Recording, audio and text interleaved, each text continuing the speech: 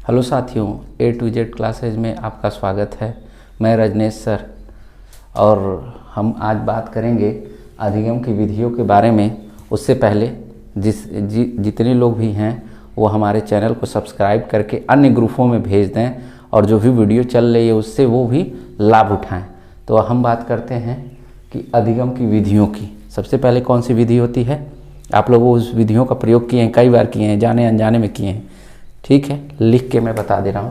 पहली विधि आप है करके सीखना। करके सीखना क्या होता है? बहुत सारे कार्य होते हैं जो हम खुद करके सीखते हैं। जैसे साइकिल हमको चलाने आती है कि नहीं आती है, लेकिन एक बार देखते हैं, कहते हैं कि साइकिल एक बार चलाते हैं, साइकिल चलाते हैं, खुद चलाते हैं तो सीखते हैं। हमको तैरना नहीं आता है तो क्या करते हैं? तैरने के लिए खूब पानी में उतरते हैं तो उसको भी करके सीखते हैं। हमको खेत में ट्रैक्टर चलाने नहीं आता है, ट्रैक्टर से ही जुताई होती है तो हम क्या करते हैं? ट्रैक्टर को चला के सीखते हैं। मतलब बहुत सारे ऐसे कार्य हैं जो हम करके ही सीखते हैं। छोटा बालक होता है, आग के पास जाता है, ठीक, उसको आग के बारे में पता नहीं होता कि उसको टच करने से हाथ जल जाएगा। वो आग को टच करता है, आग को जैसे ही टच करता है उसका हाथ क्या होता है? जल जाता है। फिर दोबारा जब कुछ दिनों के बाद आग उसके पास आसपास रहती है तो वो उसको टच नहीं करता है, क्योंकि वो आग से एक बार कर चुका है। आग से जलने के बाद वो एक बार उसको कहते हैं ना, करके सीख चुका है कि जब भी मैं आग को टच करूँगा हाथ मेरा क्या होगा? जल जाएगा, इससे मुझे दुख होता है। तो इसमें ये कहा जाता है कि जो करके सीखने चीज़ है, आदमी खुद अपना प्रैक्टिकल करता है। ये नहीं कि बस कोई दूसरा चला रहा है, दूसरा कर रहा है, ये नहीं। यहाँ तक कि आपको भोजन करना हो तो खुद करना होगा। ऐसा नहीं है कि दूसरा करेगा तो आपका पेट भर जाएगा, आपको खुद करना होगा भोजन, तभी आपका पेट भरेगा। ठीक, तो इसको हम करके सीखने के माध्यम को जान सकते हैं कि बालक के जब आग को टच करता है, यही वाला उदाहरण लिख दे रहे हैं कि पानी में तैरकर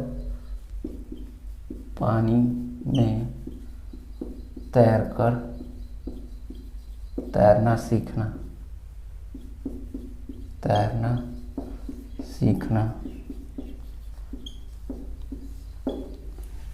मतलब जो भी कार्य हम करेंगे खुद से करेंगे। अब अगले पॉइंट पे क्या आते हैं, आप लोगों को पता है बहुत सारे पॉइंट हैं। ये सबसे महत्वपूर्ण पॉइंट है अधिगम का। ये विधियां अक्सर प्रयोग में आती हैं, क्योंकि बिना किए कुछ हो नहीं सकता है। दूसरी विधि आती है निरीक्षण विधि। निरीक्षण या अवलोकन भी कह सकते हैं इसको, निरीक्षण विधि। ये क्या विधि होती है भाई?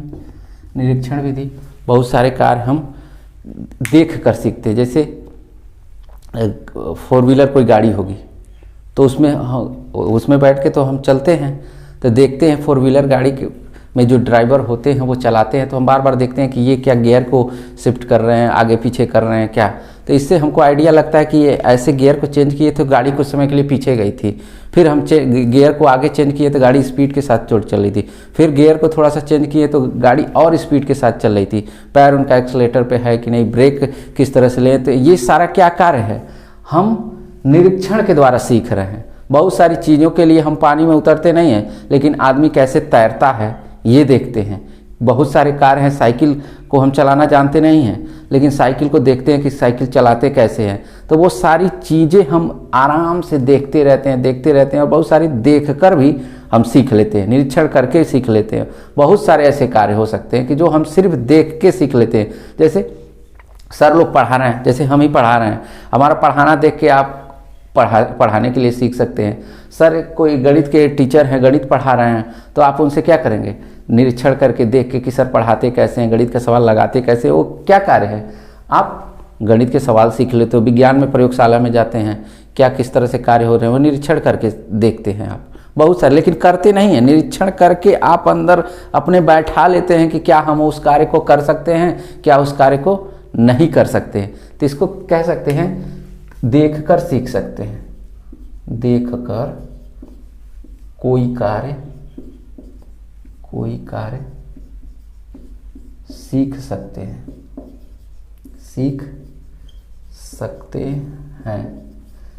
साइकिल चलाना अब तीसरी हेडिंग के पास आते हैं, परीक्षण विधि। अभी तो ये निरीक्षण था, कंफ्यूज मत होइएगा कि निरीक्षण एक होता है, परीक्षण भी वही होता है। ये परीक्षण अभी तक तो हम देख रहे थे, अब उसका हम प्रयोग करने वाले हैं। निरीक्षण देख लिए कैसे कैसे क्या क्या हुआ, अब उसका हम प्रयोग कैसे करेंगे। जैसे साइकिल चलाना अभी तक देख रहे थे, अब हम उस साइकिल को देखने के बाद पूरी तरह परिपक्व हो गए कि पैडल इधर से लगाया जाता है, आराम से ऐसे चढ़ा जा सकता है, साइकिल ऐसे ब्रेक लिया जा सकता है, 4 व्हीलर गाड़ी ऐसे चलाई जाती है, उसका गियर की शिफ्टिंग ऐसे ऐसे होती है। तो मतलब अभी तक जितने, अब हम उसका परीक्षण करेंगे कि भाई गियर वो चेंज कर रहा था तो किस तरह चेंज कर रहा था, उसका हम प्रयोग कर रहे हैं तो क्या गाड़ी उस तरह ही चल रही है जैसे वो गाड़ी अगले वाले ने चला रहा था तो मैंने देखा था। तो वो परीक्षण करता है। परीक्षण सफल भी होता है, धीरे धीरे वो सफल भी होता है और असफल भी होता है। लेकिन एक समय आता है कि जितनी बार वो परीक्षण करता है वो धीरे धीरे परिपक्व होता चला जाता है और उसका परीक्षण सफल होता चला जाता है। जैसे क्लास 12th की प्रयोगशाला में आप जाते हैं, केमिस्ट्री के, फिजिक्स के, ठीक, बायो के, तो वहाँ बहुत सारी चीज़ें अलग अलग जगह पे रखी रहती है। आप उसका नियम पढ़े रहते हैं, ठीक। सारी नियम पढ़ने के बाद आप प्रयोगशाला में उसका प्रयोग करते हैं कि कौन कौन सा कंपोनेंट किस में मिलाया जाए। वो फिजिक्स वाले में अलग तरह के कैलिपर्स वगैरह, स्क्रू गेज वगैरह इस तरह का प्रयोग करते हैं। तब वो प्रयोग करके आप जानते हैं कि क्या वो चीज़ें सही हैं कि बस ऐसे ही बस किताबों में लिखी हुई हैं। तो आप खुद प्रयोग करते हैं, जो चीज़ें आपने किताबों में पढ़ी हैं उसका प्रयोग करते हैं। जैसे न्यूटन का नियम, न्यूटन का नियम कह सकते हैं 12th की प्रयोगशाला, मतलब इस क्लास में जो प्रयोगशाला है आप उसको देख के सीखते हैं। अब आते हैं अगले पॉइंट पे, वाद विवाद विधि। वाद विवाद विधि, वाद विवाद विधि भाई क्या होती है? ये तो बड़ा आसान है। ये तो वाद विवाद मतलब क्लास में जाने के बाद तुरंत झगड़ा करना, सही है ना? बहुत सही, यही होता है आपके हिसाब से। वाद विवाद का मतलब ये होता है कि कोई एक बहुत अच्छा सा ज्वलंत मुद्दा, कोई अच्छा सा प्रकरण रख दिया जाता है कि इस पे आप लोग प्रिपेयर होके आइएगा और इस पे अपने तर्कों के माध्यम से, जो भी आपके तर्क हैं उनके माध्यम से अपनी बात को रखना कि कितने अच्छे ढंग से कोई टॉपिक पे आप बोल सकते हैं, कितने अच्छे ढंग से आप उस पे अपने विचार रख सकते हैं, किसी समस्या को आप कितने अच्छे ढंग से हल कर सकते हैं। ये नहीं कि किसी चीज़ को लेके लड़ाई करने लगे। तर्क का मतलब ये कि हमको झगड़ा करना है ना, एक शिष्टाचार के माध्यम से आप अपने तर्कों के माध्यम से अपनी बात को, जो भी प्रकरण रखा गया है उस पर अपनी बात रखें। वही वाद विवाद विधि होती है कि जिस भी प्रकरण पे हम अच्छे से जान सकें उसको अपने तर्कों के माध्यम से अपनी बात रख सकें। कई लोग तो इसमें ये हैं कि तर्क नहीं करेंगे, कुतर्क करना शुरू करेंगे, ज़बरदस्ती बतियाएंगे।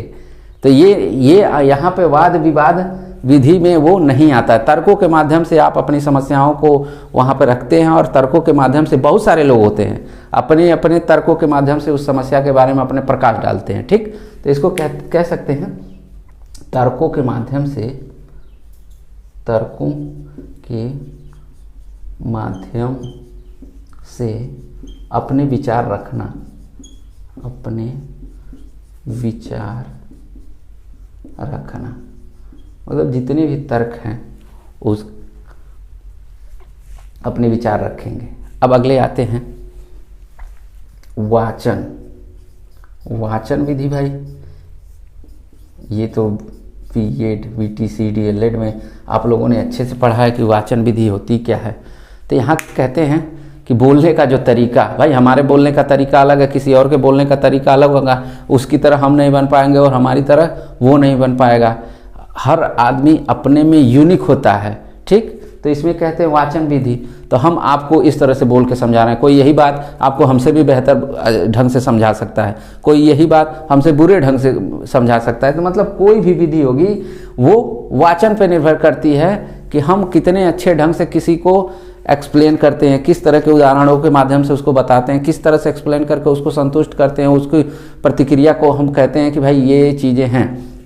तो ये वाचन से प्रभावित होता है। अध्यापक गण क्या करते हैं, बार बार पाठ को स्वर वाचन के माध्यम से, सस्वर वाचन समझते हैं कि जो अपने बोलते हैं बालक वही चीज़ दोहराते हैं। जैसे होता है पढ़ाई ना छोटे क्लास में कि ए फॉर एप्पल, तो बच्चे भी क्या कहते हैं, ए फॉर एप्पल, तो वो बार बार वही कहते हैं कि वाचन विधि। ठीक, जिस चीज़ को एक बार समझाया जाए वही चीज़, तो कह सकते हैं छोटे बच्चों के लिए उपयोगी होती है। छोटे बच्चों के लिए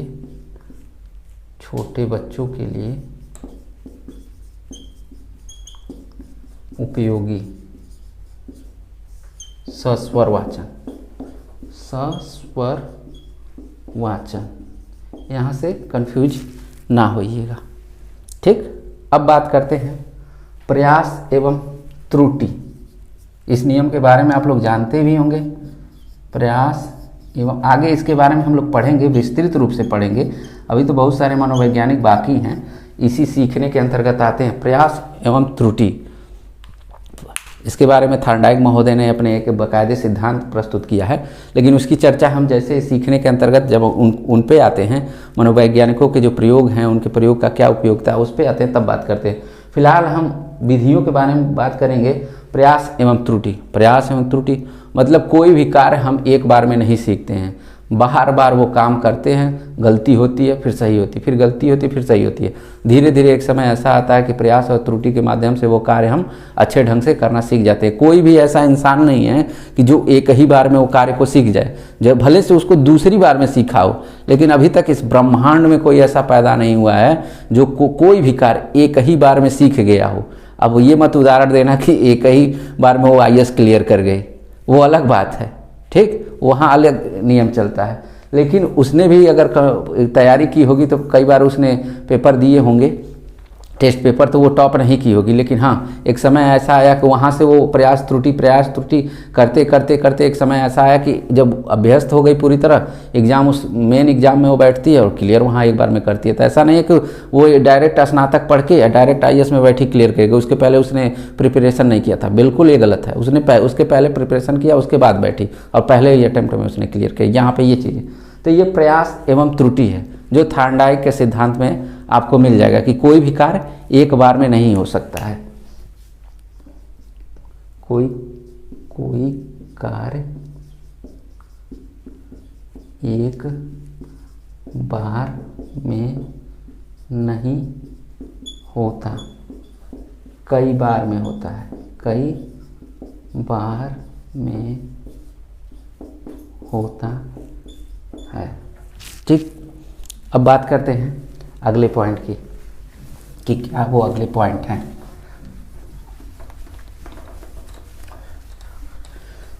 आप लोगों को बहुत सारे पॉइंट पता होंगे, बहुत सारे।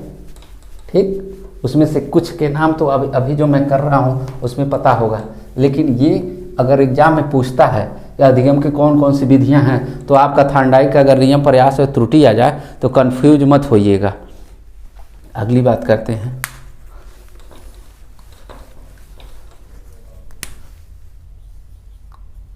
पूर्ण विधि। पूर्ण विधि क्या होती है भाई? पूर्ण विधि वो विधि होती है कि किसी भी हम पाठ को एक साथ ही पढ़ लेते हैं।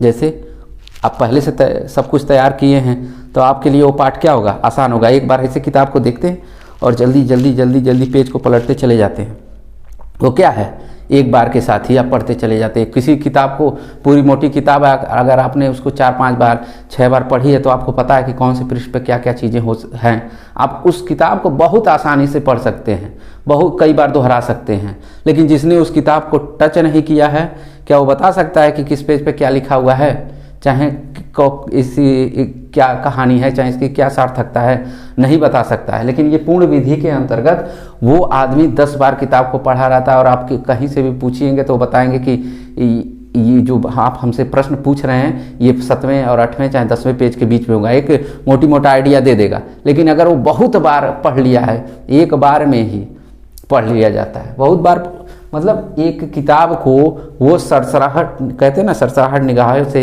एक बार किताब को जल्दी जल्दी, आप लोग नहीं करते हैं, जल्दी जल्दी किताबों को देखते चले जाते हैं और आगे बढ़ जाते हैं।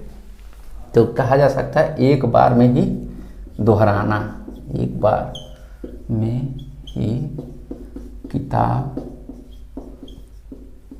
को दोहराना। जो भी किताब है आप उसको एक बार में ही दोहरा सकते हैं। अब 8वां है अंश विधि। अंश विधि क्या होती है भाई, नाम से ही स्पष्ट होगा। अंश विधि मतलब कोई भी पाठ होगा, कोई भी पाठ होगा, हम इस पाठ को छोटे छोटे टुकड़ों में, छोटे छोटे टुकड़ों में पढ़ाएंगे। जितने छोटे छोटे टुकड़ों में पढ़ाएंगे वो उतनी ही सहूलियत होगी। कोई भी किताब को ये नहीं कि एक ही दिन में पढ़ा के ख़त्म करें, नहीं, आप उसको टुकड़ों में पढ़ाएंगे, वो आपके लिए ज़्यादा कारगर होगी। एक दिन में पढ़ाएंगे वो आपके लिए ज़्यादा कारगर नहीं होगी। इसका भी ये चीज़ें होती है कि अंश विधि किस क्लास के लिए उपयोगी होगी, किस तरह के बच्चों के लिए उपयोगी होगी। तो ये अंश विधि जो है वो बड़े बच्चों के लिए बहुत उपयोगी नहीं है, उपयोगी तो सबके लिए, लेकिन जब अगर विशेष उपयोगिता की बात की जाए तो ये छोटे बच्चों के लिए बहुत उपयोगी है। क्योंकि छोटे बच्चों को आप टुकड़ों के माध्यम से, छोटे छोटे पार्ट के माध्यम से सिखाएंगे तो वो ज़्यादा सीखेंगे। अगर छोटे छोटे पार्ट के माध्यम से नहीं सिखाएंगे तो वो नहीं सीख पाएंगे। बड़े बच्चों के लिए आप छोटे छोटे पार्ट में उनको करके सिखाएंगे तो बच्चे वो बोर हो जाएंगे कि कितने दिन ये क्लास चलेगी, ये जल्दी जल्दी पढ़ा के ख़त्म क्यों नहीं कर रहे हैं। शायद मेरे लिए भी इस तरह की सोच रखते हो कि कहाँ इतना लंबा है, इतना लंबा सिखा रहे हैं, जल्दी से पढ़ा के ख़त्म करें। नहीं बाबू, ऐसा चाहते हैं कि एग्ज़ाम में एक भी क्वेश्चन आ जाए, UP TET, C TET, super TET, अन्य राज्यों में आप जाते हैं, साइकोलॉजी के जितने भी प्रश्न हैं, आप इन प्रश्नों से चूकें ना, वो प्रश्न कर लें। ठीक, तो इसको कहते हैं छोटे छोटे छोटे छोटे भागों में विभक्त करके पढ़ाना, विभक्त करके पढ़ाना। ये किसके लिए उपयोगी है, छोटे छोटे बच्चों के लिए, छोटे बच्चों के लिए। ठीक, अब बात करते हैं 9वां अंतराल विधि। ये एग्जाम पूछता है कि छोटे बच्चों के लिए कौन सी विधि उपयोगी है, तो आप कहेंगे पूर्ण विधि है कि अंश विधि है कि अंतराल विधि है। ठीक, तो आपका उत्तर क्या होना चाहिए, अंश विधि होना चाहिए। ये नहीं कि आप पूर्ण विधि पर उत्तर कर दें, अंतराल विधि पर उत्तर कर दें, ना, ऐसा नहीं होना चाहिए। इसको भी क्या किया जाता है, अंतराल विधि में एक थोड़े थोड़े समय का ब्रेक लेके, थोड़े थोड़े समय पर ब्रेक लेकर पढ़ाना। ये क्या होता है, मतलब ये 10th और 12th, ये 10 और 12 के जो विद्यार्थी होते हैं, 9, 10, 11, 12 के, उन विद्यार्थियों के लिए जो होगा वो अंतराल विधि सबसे इम्पॉर्टेंट होता है। ये पॉइंट देखते चलिएगा। छोटे बच्चों के लिए अंश विधि, 9, 10 माध्यमिक के लिए अंतराल विधि। ये क्या होता है, एक स्टेप बा होता है कि हम कुछ कुछ देरी के बाद कुछ थोड़ा सा समय ब्रेक लेके उसको समझाते हैं, बताते हैं, फिर आगे बढ़ते हैं, जब तक सारे कक्षा का जो डाउट है वो क्लियर ना हो जाए। तो ये एग्जाम में अक्सर पूछा जाता है, अंश विधि, अंतराल विधि। अब बात करते हैं सतत विधि। सतत विधि, सतत विधि क्या होती है, एक ही पाठ को 10 बार पढ़ाया जा सकता है, 20 बार पढ़ाया जा सकता है, लगातार पढ़ाया जा सकता है। सतत का मतलब ये लगातार है। किसी भी पाठ को हम लगातार पढ़ा सकते हैं, 1 मिनट के लिए रुकेंगे नहीं, बहुत देर तक उस चीज़ को हम पढ़ा सकते हैं, कोई भी बोर नहीं होगा। इंटरेस्ट के साथ पढ़ा सकते हैं, कोई भी बोर नहीं होगा। ठीक, तो इसको कह सकते हैं सतत विधि। जो भी कार्य हैं सतत विधियों का, उसको हम करते चले जाएंगे, एक कंटिन्यूअस फॉर्म में करते चलेंगे, कभी रुकेंगे नहीं। जो भी कार्य हैं हमारे, एक जैसे आप कह सकते हैं कि कोई काम दे दिया गया आपको, तो ठीका की तरह कि ठीका दे दिया गया, आप उसको काम को करना है, तो वो किस रूप में आएगा, कंटिन्यूअस के रूप में आएगा। तो ये क्या होगा, लगातार काम होगा। यहाँ लगातार कार्य को करना। अभी ये किस वर्ग के विद्यार्थियों के लिए बहुत है, हायर, मतलब कॉलेज यूनिवर्सिटी लेवल के,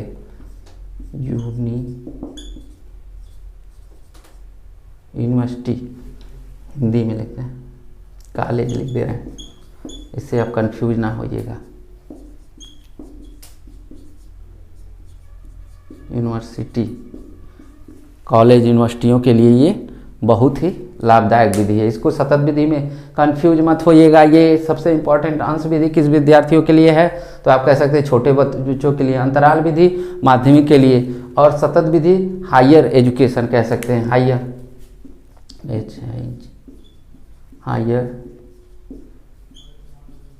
हायर एजुकेशन के लिए बहुत ही उपयोगी है, क्योंकि इसी का प्रयोग ही होता है। आप लोग जिस विधि का प्रयोग हो रहा है, इसमें से कौन सी विधि का आप लोगों पे प्रयोग हो रहा है बता सकते हैं, कमेंट के माध्यम से बताइए।